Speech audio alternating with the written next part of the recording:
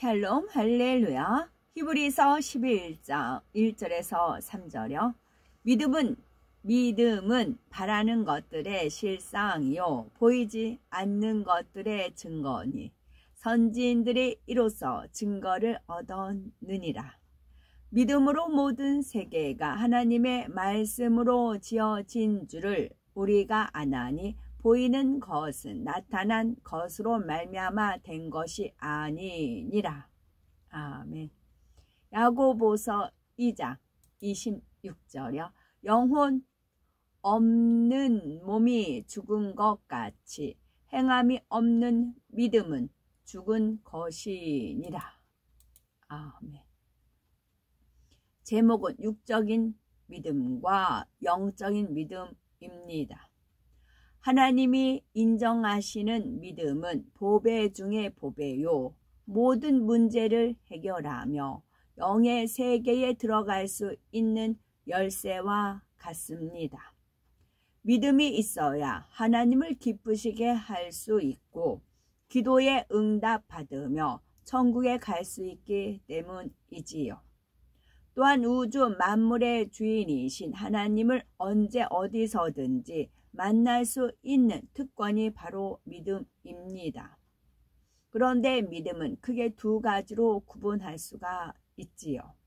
하나님께서 인정하시는 영적인 믿음과 그렇지 않은 육적인 믿음이 있습니다. 육적인 믿음은 눈으로 보아서 확인되고 내가 아는 상식이나 지식과 일치될 때 믿는 믿음이지요. 그래서 지식적인 믿음, 이성적인 믿음이라고 합니다. 이런 믿음은 유에서 유를 창조, 즉 있는 재료를 가지고 뭔가를 만들어내는 것을 믿는 믿음이므로 누구나 소유할 수 있습니다. 사람은 태어나 성장하면서 뇌의 기억 장치에 여러 지식을 입력합니다. 가정, 학교, 직장 등 주변 환경을 통해 보고 들은 지식을 기억해 두었다가 필요할 때 사용하지요. 이처럼 입력된 지식 중에는 진리가 아닌 비진리가 많습니다. 한때 진리라고 알려졌던 것이 세월이 지나면서 옳지 않다고 밝혀지는 경우가 많지요.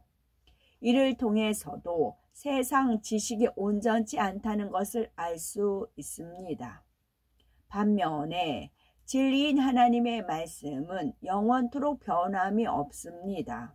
대부분의 사람들은 진리를 알지 못하기 때문에 비진리가 진리인 줄 알고 배우며 살아가지요.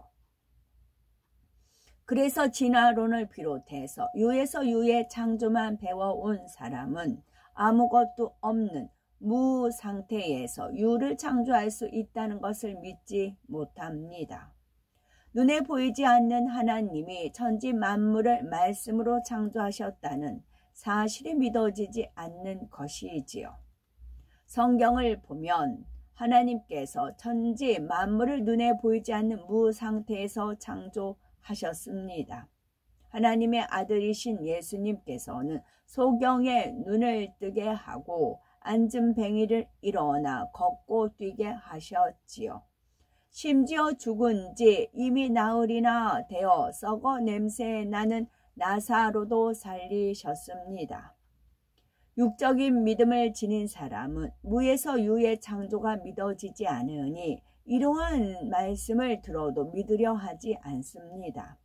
비록 주님을 영접했다 해도 자신이 옳다 생각하는 의와 하나님 말씀에 상반되는 것이 발견되니 마음의 갈등이 생기죠.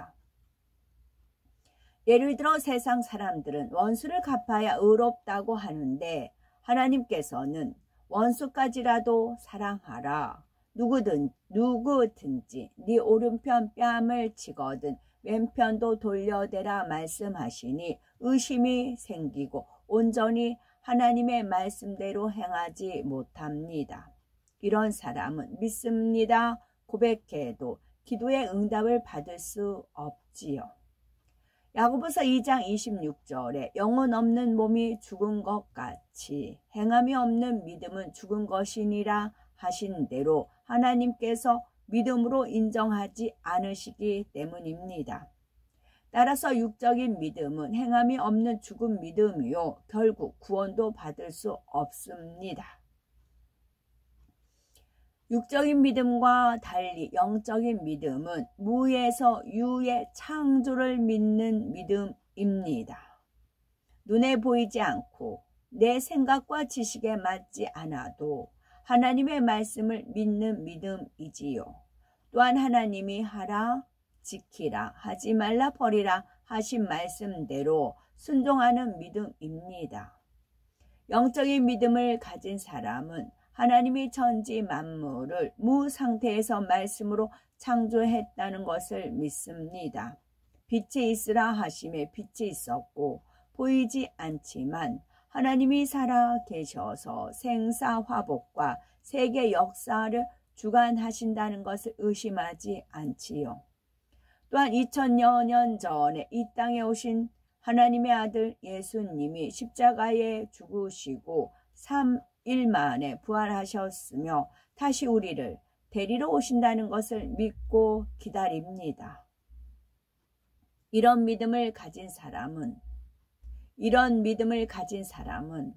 범사의 하나님을 인정하고 의뢰하기 때문에 어떤 문제도 해결받고 응답을 받습니다. 그래서 마가복음 9장 23절에 할 수 있거든이 무슨 말이냐, 믿는 자에게는 능치 못할 일이 없느니라 말씀하신 것이지요. 그런데 영적인 믿음은 자기가 원한다고 해서 가질 수 있는 것이 아닙니다. 로마서 12장 3절에 오직 하나님께서 각 사람에게 나눠 주신 믿음의 분량대로 지혜롭게 생각하라 말씀하신 대로 하나님께서 각 사람에게 나누어 주신 분량만큼 가질 수 있습니다. 만약 하나님께서 주시지 않아도 스스로 영적인 믿음을 가질 수 있다면 이 세상에 응답과 축복을 받지 못할 사람이 없을 것입니다. 주여 대통령이 되게 해 주십시오 하면 대통령이 될 것이고, 미운 사람이 있으면 주여 징계해 주옵소서 하면 그대로 될 것이니 세상이 얼마나 혼란스러워지겠습니까? 따라서 사랑과 공의의 하나님께서는 아무에게나 영적인 믿음을 주시지 않습니다. 어둠을 벗고 빛 가운데 행할 때 위로부터 믿어지는 영적인 믿음을 주시지요. 이러한 영적인 믿음은 행함이 따르고 반드시 응답을 받아 하나님께 영광 돌리기 때문에 행함 있는 믿음, 산 믿음이라고 합니다. 히브리서 11장 6절에 믿음이 없이는 기쁘시게 못하나니 하나님께 나아가는 자는 반드시 그가 계신 것과 또한 그가 자기를 찾는 자들에게 상 주시는 이심을 믿어야 할지니라 말씀하고 있습니다. 하나님께서 원하시는 영적인 믿음을 소유하려면 반드시 하나님이 계신 것과 하나님을 찾는 사람에게 상 주시는 이심을 믿어야 합니다. 또한 계명들을 지켜 행하며 신속히 자신을 진리로 변화시켜야 하죠. 그런데 세상에서 입력된 비진리의 지식이 영적인 믿음을 갖는 데에 큰 방해 요소가 됩니다. 세상의 지식은 육신의 생각을 동원케 하고 의심하게 하므로 비진리의 세상 지식을 뽑아 버리지 않으면 육적인 믿음을 영적인 믿음으로 변화시킬 수 없습니다. 그래서 하나님의 말씀을 열심히 보고 들으며 불같이 기도함으로 마음 안에 있는 비진리를 빼내고 진리로 채워야 합니다. 로마서 10장 17절에 믿음은 들음에서 나으며 들음은 그리스도의 말씀으로 말미암았느니라 말씀하셨으니 먼저는 열심히 하나님의 말씀을 들으며 가르침 받아야 합니다. 하나님의 말씀을 지식으로 담아두지 않으면 진리를 알지 못하니 행할 수가 없지요. 그러므로 하나님의 말씀을 열심히 듣고 가르침을 받는 것은 매우 중요합니다. 하지만 이에 그쳐서는 안 되지요. 만일 하나님의 말씀을 지식으로만 담고 있으면 지식적인 믿음에 지나지 않습니다. 한 걸음 더 나아가 아는 말씀을 행함으로 옮겨야 하지요. 즉 육적인 믿음에서 영적인 믿음으로 바꾸려면 그만큼 행함이 따라야 한다는 것입니다. 가령 어떤 사람이 훌륭한 피아니스트가 되고 싶은데 피아노 규본을 100번, 1000번 읽기만 한다면 피아노를 연주할 수가 있을까요? 아니죠. 이론은